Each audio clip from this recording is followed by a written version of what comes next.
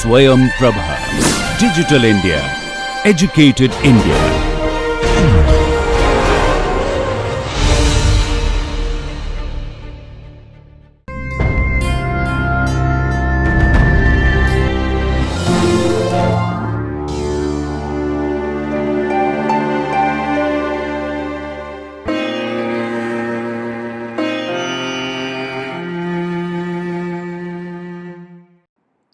Hello everyone, I welcome you to the course Nursing Research and Statistics. The topic for today's lecture is Dissemination of Research Findings. This is the part 2. In the part 1 we discussed about different outlets for communicating your paper.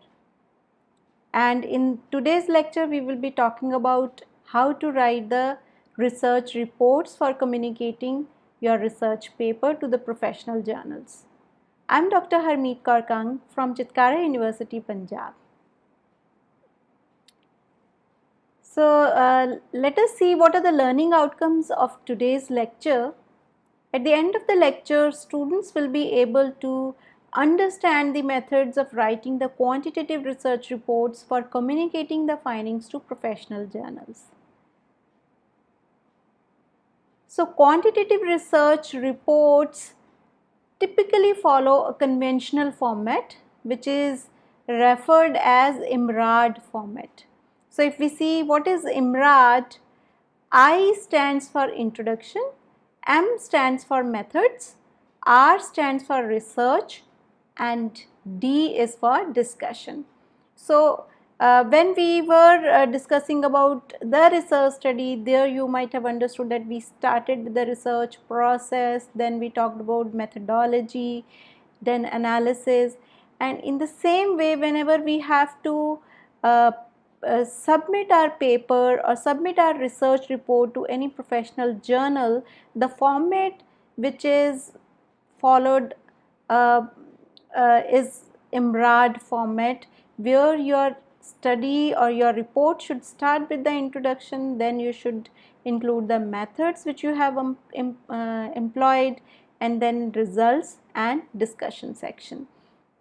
So these sections respectively address certain questions. So what are those questions? One is, why was study done? So in the introduction we try to give the background about the study, we try to give the information about the previous literature, and then we explain that based upon the gaps in the previous literature, why this study is needed. So we describe in introduction that why was this study done. Then how was the study done? So which methods we employed to conduct this study includes the methods. So M stands for the methods. Then what was learned? Through conducting this study, what type of results we got, that we will be presenting in the results section. Then what does it mean? So in the discussion, whatever results we got, we try to explain in context of the previous research, and also we try to explain that why we found this particular results and what is meant by these results. So let us talk about the content of the research reports in depth. So first one is introduction. So the introduction is basically very important for any paper because it explains the significance and the context in which it was developed. So because in the introduction we try to give the information about the background of this particular area or the topic and what all studies have been done in this particular area. Then based upon that we try to set the context that why this particular problem is significant and why this research is needed. So the introduction sets the stage for the study. So it describes the existing literature. In some studies they also describe the conceptual framework. We try to describe that what is the exact problem, and plus in the introduction only we explain based upon our literature review and background, then we explain about our research hypothesis and questions, and then whatever assumptions we have employed for this study, and the rationale for doing this study. And introductions are always written in the funnel shape. So funnel means we start with the broad area. So we begin broadly to establish a framework for understanding the study, and then gradually we narrow it down, and then we come to specifics of what researchers sought to learn. So specifically through this study, what do you want to do something new or something original? So how are you going to contribute exactly in that particular area? And then end point of the introduction should be a concise delineation of the research question. So in the end, we explain that what are the research questions and our research hypothesis, and which helps us to transition into the method section. So tip for writing the introduction, the first tip is that the first paragraph which you write, it should be written with specific care, because this is the paragraph which will be grabbing the reader's attention. So the way you write the first paragraph, it should be really written in an interesting way, and it should be written carefully. Then convey the enthusiasm for your topic. You have to convey the enthusiasm that why this particular topic is needed, what is the present problem. So you try to present the problem in an imaginative way, where you explain everything about that problem based upon the studies or the credible sources. For example, sometimes beginning with a provocative question. So sometimes we can start with some statement or provocative question which can act as a bait for a reader. Reader can be tied to your paper. Reader will be really interested to read the full paper. So this is very important that introduction should be written carefully, and it should grab the reader's attention. Now, introduction typically include the summary of related research to provide a pertinent context.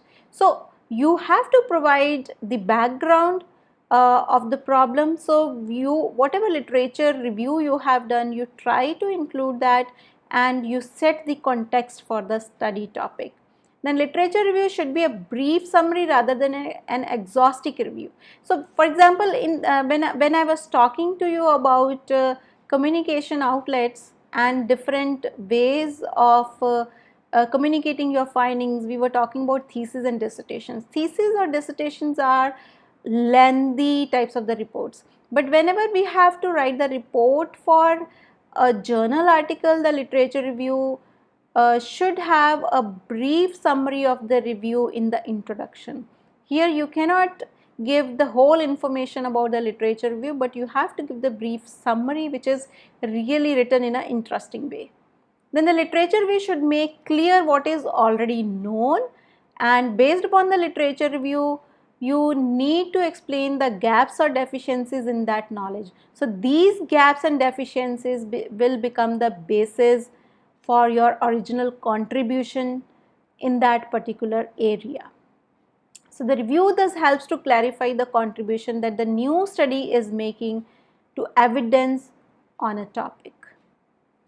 Next important section is the methods section, which is very important, and mostly for the acceptance or rejection of the papers in any journal, methods section plays an important role. So particularly whenever we are talking about the quality of evidence a study offers, readers need to understand exactly that what researchers did to address the research problem. So here we try to explain everything, that how we conducted the study, what all methods we employed to conduct this study. Then the method section ideally provides a sufficient detailed description of the research methods that another researcher could replicate the study. So methods should be clearly and sufficiently explained, because many researchers may get an idea from your methods that how they can conduct their studies, even they can replicate the same study.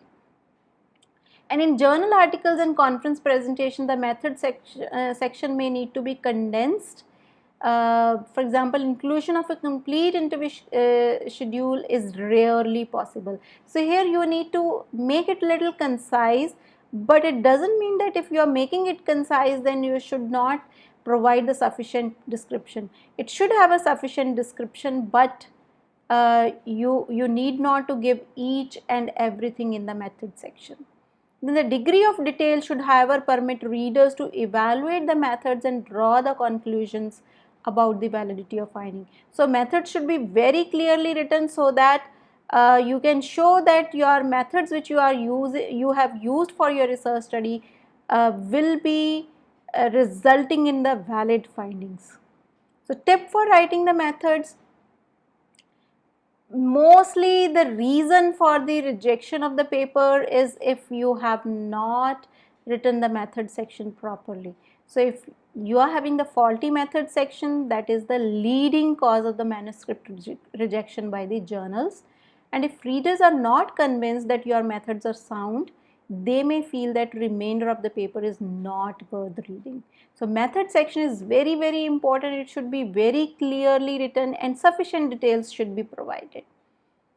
So your job in writing the method section of a quantitative report is to offer persuasive evidence, so which should show that your study has internal validity, it is having external validity, that construct validity and statistical conclusion validity.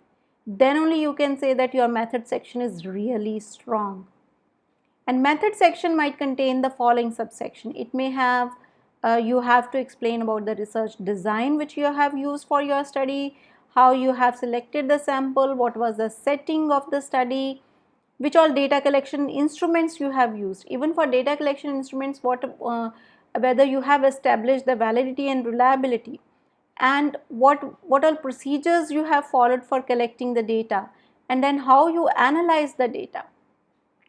And method section usually begin with the description of the research design and its rationale. So why we use this particular research design? If you have gone for non-experimental design, then you need to give the rationale that why you have gone for the non-experimental research design and why not experimental design.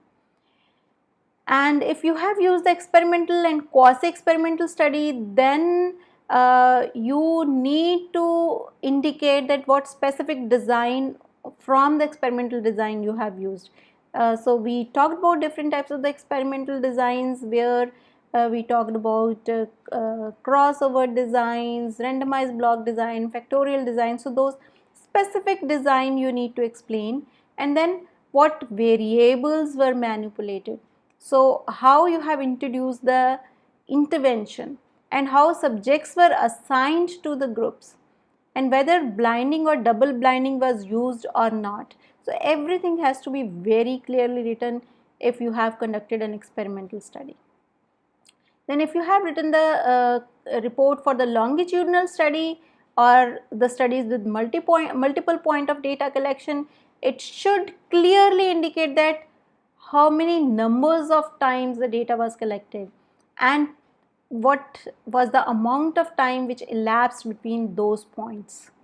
Then it is important to identify steps taken to control the research situation in general, and what all extraneous variables were there and how we have tried to control those extraneous variables. Readers also usually need to know about the study participants. So who were the study participants, how were they selected, how the sample size was calculated, whether it was sufficient or not, every detail has to be given. So the section which may be labeled as a research sample or subjects or study participants, it normally include a discussion of the population, that which is your population or the community from which you have drawn the sample, and then what was the inclusion and exclusion criteria. And also you need to clarify the group to whom results can be generalized. So means what will be your target population on whom you will be generalizing your results. So this should be very clearly written. Then the method of sample selection and its rationale. So which sampling technique you have used? Have you gone for non-probability sampling or probability sampling? And what all recruitment techniques you have used? Have you used the random allocation and the sample size should be indicated so that readers can understand the strengths and limitations of the sampling plan and determine how representative subjects are of the target population. So about the sample you have to clearly write everything, and if you have calculated the sample based upon the power analysis, then you need to explain that how you have determined the sample size, and it should be very clearly stated that which particular calculation you have used. Then description of the method section used to collect the data is critical component of the method section. This information might be included in the subsection labeled instruments, measures or data collection. So here how you have collected the data, and for collecting the data which measures you have used or which instruments you have used, that information must be included in the method section. So more often a detailed explanation of the study instruments or procedures and a rationale for their use are required to communicate how the data was gathered. So you should clearly explain that which study instruments you have used, what type of procedures you have used. It should be clearly step by step it should be given, and what was the rationale for using those particular procedures or instruments. When it is not feasible to include actual instruments, their form and content should be described in as much detail as possible. So if you have not included the actual instrument, then particularly the details about their form and details about their content at least should be described in details. And if the instruments were constructed specifically for the project, so sometimes some researchers they construct the instrument particularly for their subject, their project, then the report should describe that how the instruments were developed and how the methods were pre-tested, and whether based upon the pre-testing certain revisions were done, then which statistical procedures like factor analysis or scoring procedures, how you arrived at those scorings, and what are the guidelines for the interpretation. So everything should be given in detail.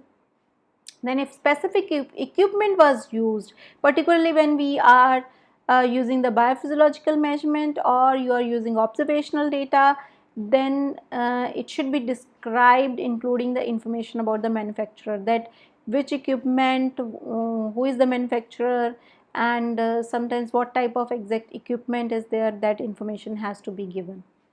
Then the report should also indicate who collected the data, whether researcher himself collected the data or the researcher had some research assistants or some graduate students or other nurses who were working in the hospital, they have collected the data, and if others have collected the data, whether they have got any type of training and what type of training they had received. Then report must also convince the readers that data collection methods were sound. So whatever methods you are writing about instruments, then you need to talk about the instruments validity and reliability, procedures, why you have used specific procedures. So you should explain in a way that readers should be convinced that the data collection methods which you have used were really sound methods. And any information related to quality of data for analysis and procedure used to evaluate that quality should be described. So regarding quality of data, like if you have used an instrument, the validity, reliability, and if you have got your instruments validated or content validated by the experts, that also should be explained properly. Then for psychosocial instruments, results from psychometric assessment should be provided. And the method section, sometimes in a separate procedure subsection, also provide information about the steps used to collect the data and to protect the human or animal subjects. So you might have seen that in the research papers, the authors always describe that they took the permission from the ethics review board, and they informed the participants, and participants voluntarily participated, and they gave the consent to participate in the study. So that type of whole information should be very clearly provided. Then in an interview study where there were interviews conducted, you need to explain that who conducted them and how long did the average interview lasted. Whether the interview was for 1 hour or it lasted for 2 hours, everything should be given, information should be given clearly. Then in an observation study, what was the role of observer in relation to the subjects? Whether the observer was a participant observer or he was a non-participant observer, that also should be written. And when questionnaires are used, how were they delivered to the respondents? Were they given face to face and or through email or through online survey, and were follow-up procedures used to increase the responses? That also should be written. And any unforeseen events occurring during the data collection that would affect the findings should be described and assessed.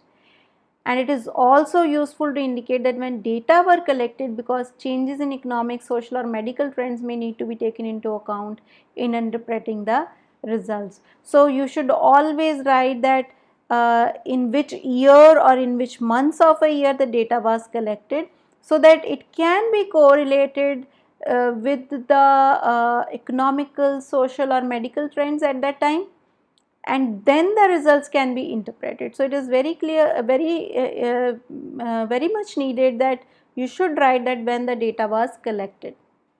Then in experimental studies, the procedure subsection may include detailed information about actual intervention. So particularly if you are using an experimental study, then actual interventions should be clearly written step by step. So in the intervention, you need to write that what exactly did the intervention entail, and how and by whom was the treatment administered, whether it was administered by the researcher himself or the nurses or other healthcare professionals, they administered the treatment, and whether they have got any type of the special training. So what type of special training was required by those administering the treatment, that also it should be explained. And what was done with the subjects in the control group.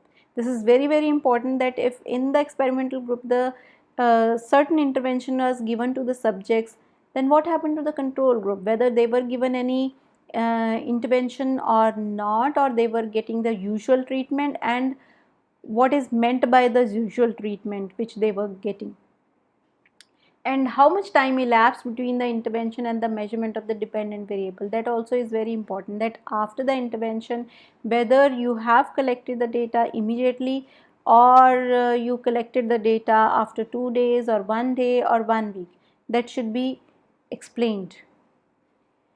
So method section is basically a very lengthy section where you explain all the measures, all the methods which you have used.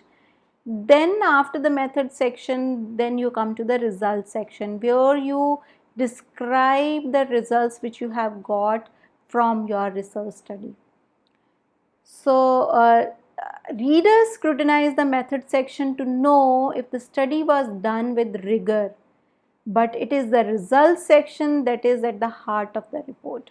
So although method section is very, very important because it tells us about the internal validity of the study, but result section is very important because most of the readers are very much interested that what type of results you found from your research study. And in a quantitative study, the results of the statistical analysis are summarized in a factual manner. So because we analyze the data statistically, so it has to be presented in a very factual manner.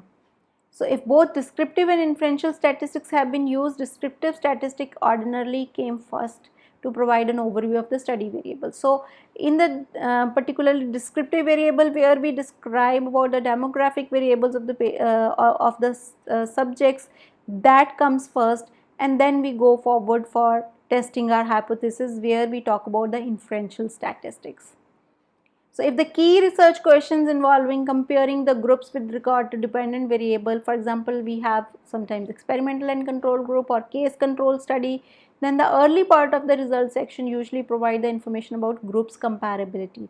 Comparability where we discuss about, where we present about the demographic variables, and then we say whether these groups were homogeneous or not.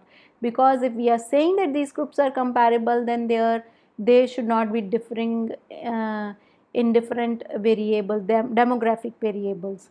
So we explain their comparability with regard to the extraneous variables, so readers can evaluate the selection bias. So it helps you to explain that how you have controlled the selection bias, and these two groups were comparable or these two groups were homogeneous, so we can compare based upon the intervention.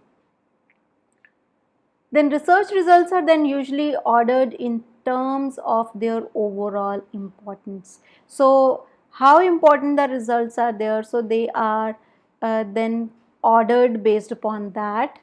And if however research question or hypothesis have been numbered in the introduction, the analysis addressing them should be ordered in the same way.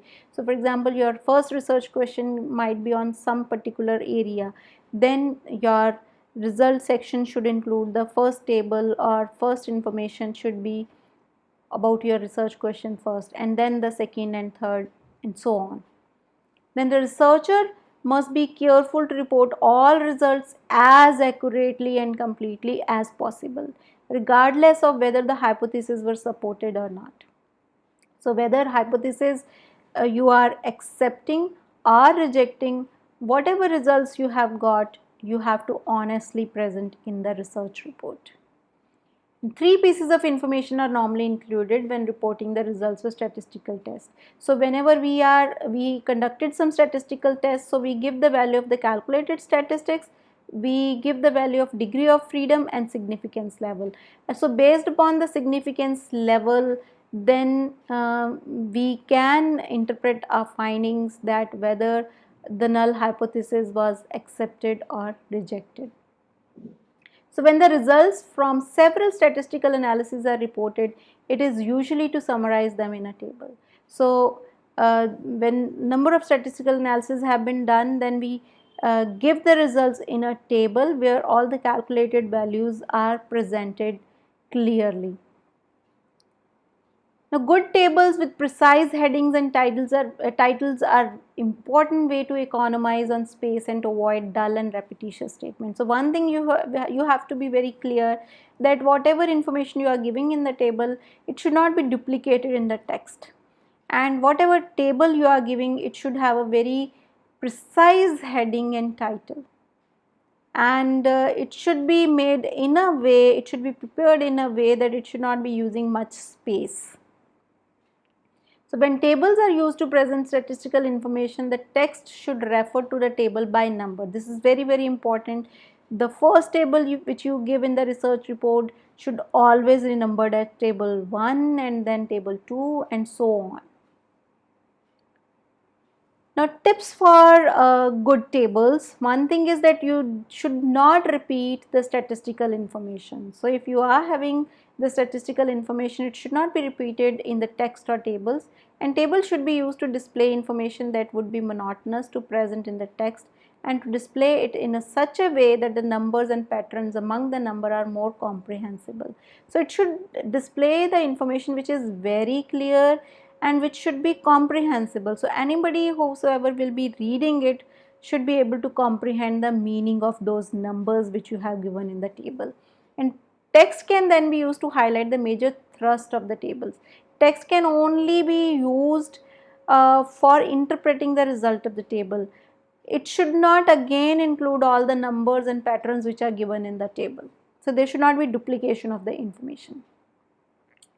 Then figures also be used in the result section. So figure may sometimes are used to summarize the results, and figures that display the results in graphic form are used less in economy than as a mean of dramatizing the important findings and relationships. So particularly we use the figures as graphs, so which helps in the better understanding of the information. And figures are especially helpful for displaying information on some phenomena over time, particularly if you want to give information of some trends over time, or you want to portray some empirical models or structured equation models relationship with the values. So then we can go for the figures. Now there are certain guidelines for preparing the statistical tables. So whenever you are using the number whenever you are using the statistical table, you should number the tables, and whatever table number you have given to the table, the reference in the text should be given to that table number only. Then give the tables a clear and brief explanatory title. Title should be very clear and it should be brief, and avoid both overly simple tables with the information more efficiently present in the text and overly complex table that intimidate and confuse the reader. So your table information should not be very simple, because very simple information can be written in text. It may not be needed in the table. So, and plus it should not be very complex also, because tables should be easily comprehensible. If it is a very complex table, then readers may be confused and readers may not be able to understand your table.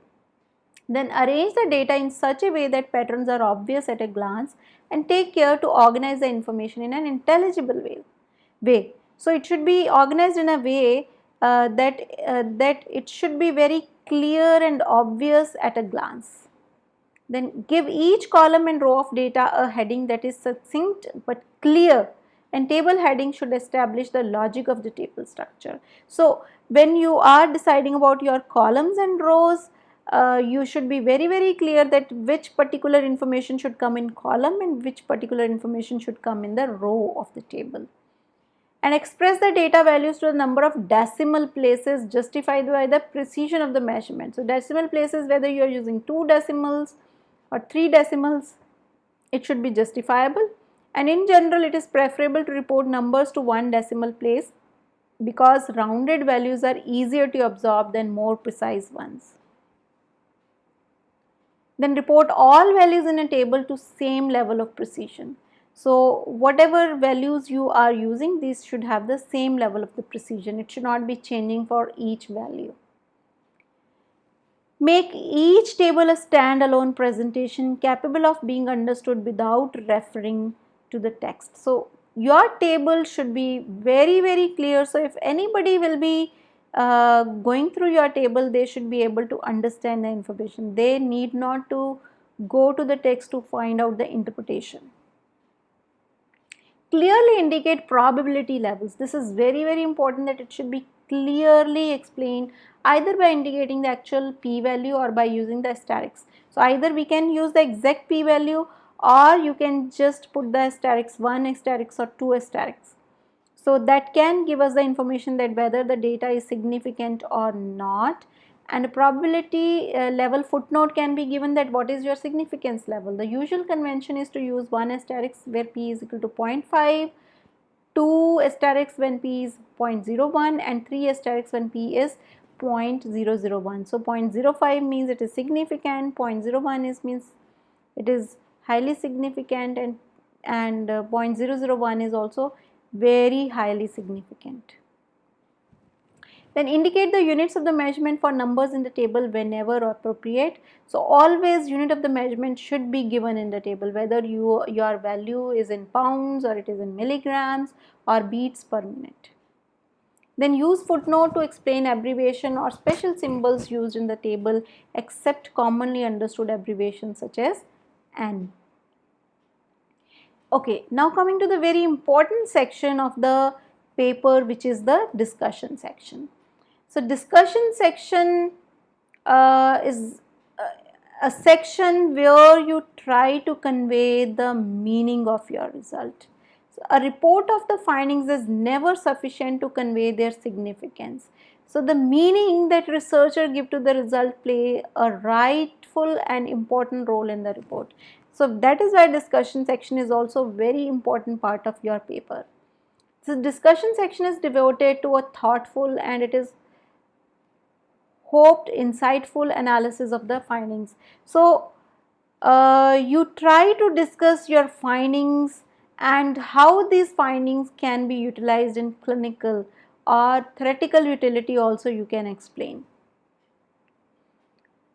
A typical discussion section addresses number of questions, like what were the main findings. We try to say or explain that what were the main findings based upon our results and what is the meaning of those findings and what evidence is there that the results and interpretations are valid. So we need to explain that whatever results we have got, why we are saying that these are the valid results and what limitations might threaten the validity. So you may talk about that our sample size was small, or in methods there were some methodological problems which may threaten the validity, and how do the results compare with the prior knowledge on the topic. So whatever literature review you have done, whether your results are similar to the previous literature or previous studies, or your results are different from the previous studies.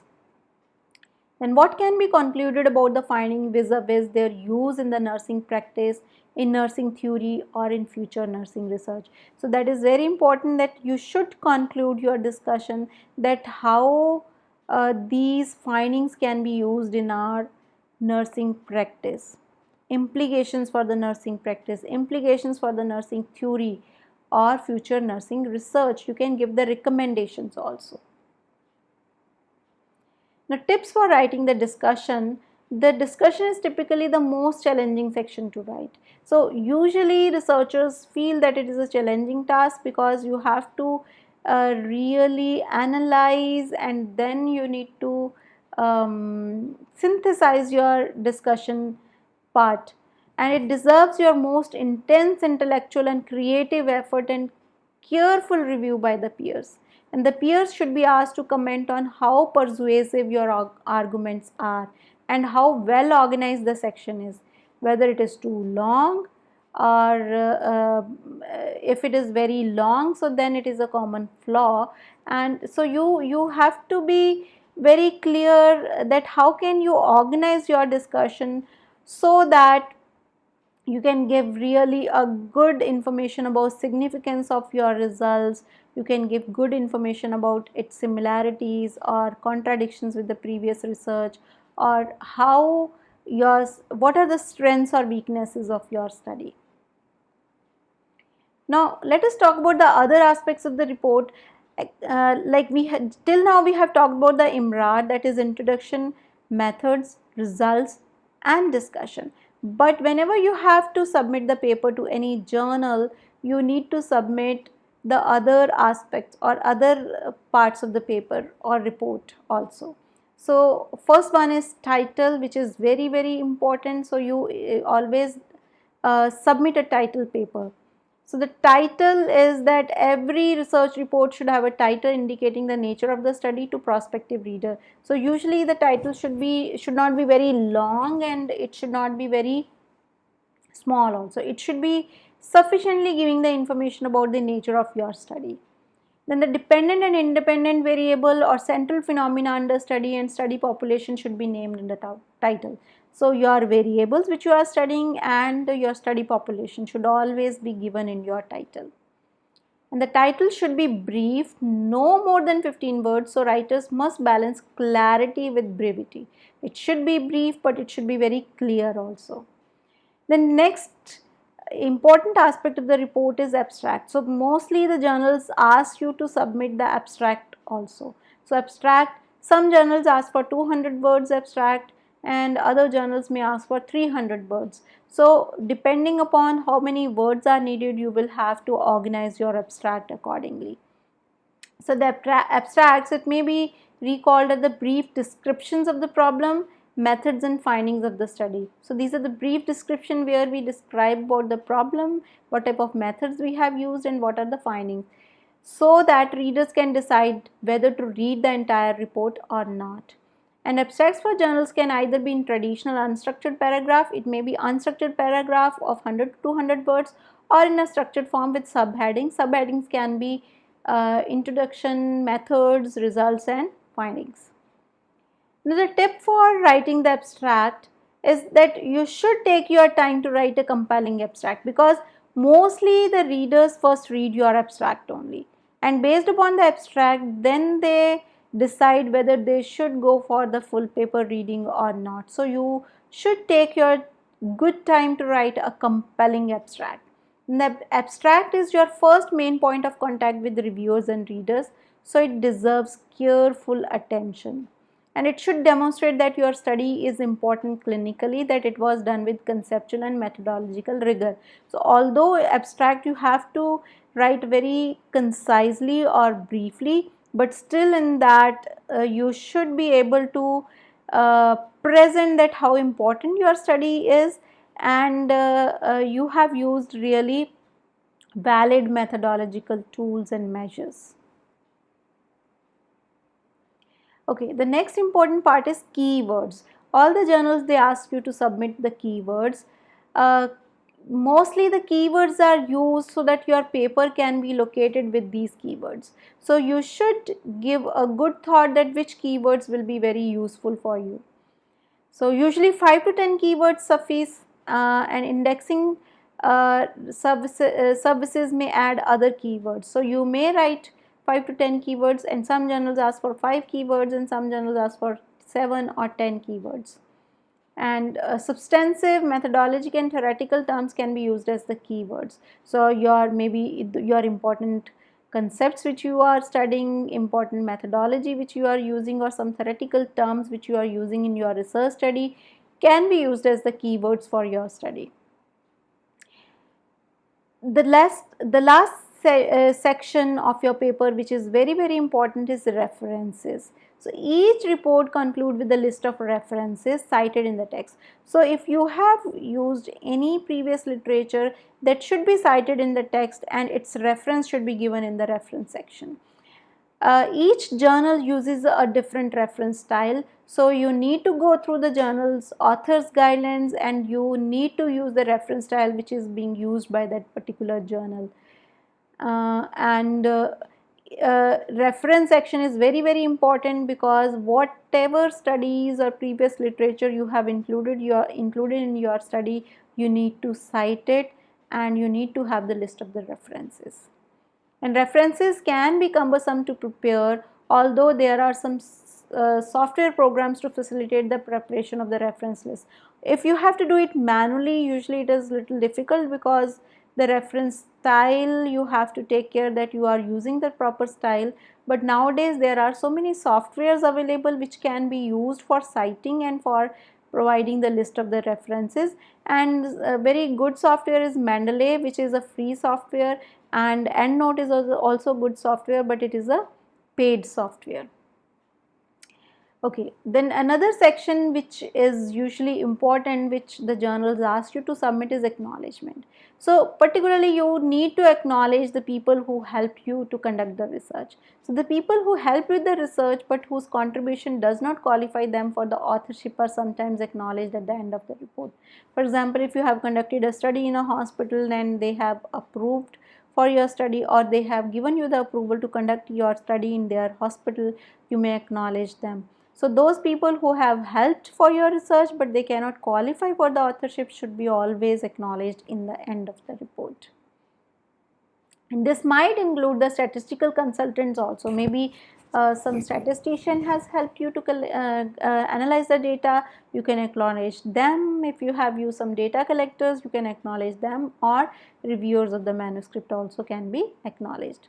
And the acknowledgement should also give credit to the organizations that made the project possible, such as funding agencies or organizations that helped with the subject recruitment. Then let us summarize today's lecture, because we have talked about different parts of the content of the quantitative research report, where we have talked about the introduction, we have talked about the methods, results and discussion section, and other aspects of the papers. So let us summarize. So quantitative research reports and many qualitative reports typically follow the IMRAD format with the following sections. So I is for introduction, M is for methods, and R is for results, and D is for discussion. And additional items which need to be included with the research report are title, abstract, keywords, acknowledgements and references. So I have used these books for preparing this particular lecture. So with this today's lecture is over. So now we will be meeting in the next lecture. Thank you and have a nice day.